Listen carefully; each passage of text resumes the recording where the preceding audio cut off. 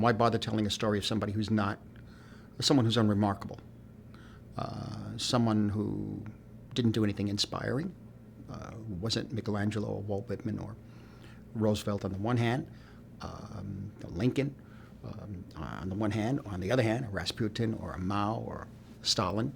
And on top of that, someone who led a life that wasn't exemplary, that was kind of pretty ignoble in a way, not because they wanted to harm anybody per se, but because they had no real model for leading a decent life, because this is what they learned from the world around them.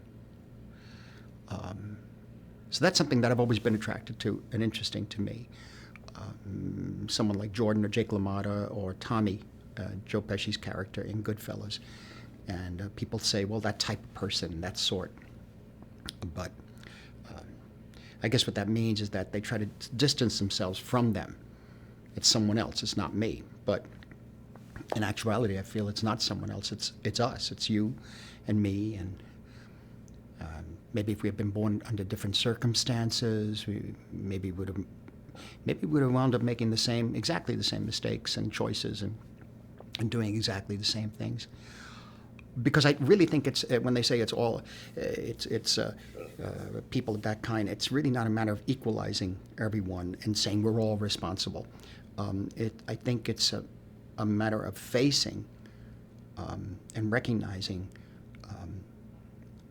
acknowledging that part of us, which is a part of our common humanity, and we have to deal with it.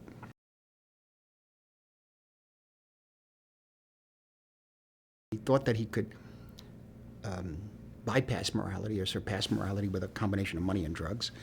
I don't know, maybe he still does, I really don't know. It's another way of answering the question. He was different from Madoff and Skilling in that they weren't crashing helicopters or throwing little people, or maybe they were, but maybe if they did, they kept it pretty quiet. But in that sense, Jordan's experiences are more entertaining, and that brings you closer to him, because you look at these guys and think, wow, maybe this seems to be a lot of fun. Well, it doesn't just look that way. They really did have a lot of fun.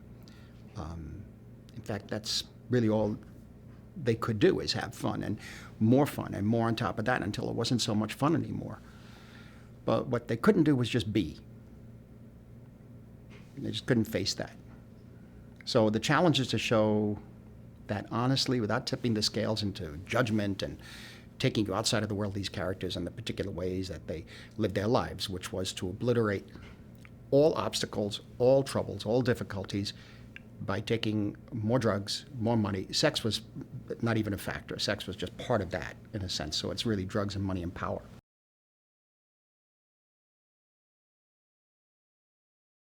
Now, in the planning stages,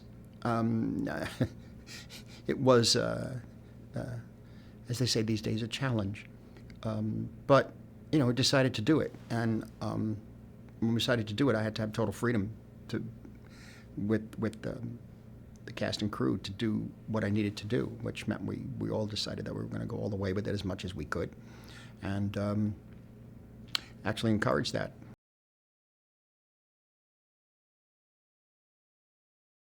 Well, the first thing that hit my mind is a kind of profanity.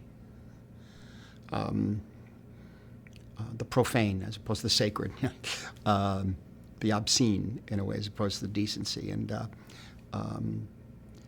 but it's not an expose. I mean, the obscenity, profanity it's right there. It's in plain sight. It's part of the very fabric of the culture. And there's a little bit of Lifestyles of the Rich and Famous, that TV show, the kind of show that had exploded all over the entertainment and news industry, on TV, on the internet, in the papers and movies. All of that's there. It's even more now than the time we depicted in Wolf of Wall Street. So what we're doing in Wolfish,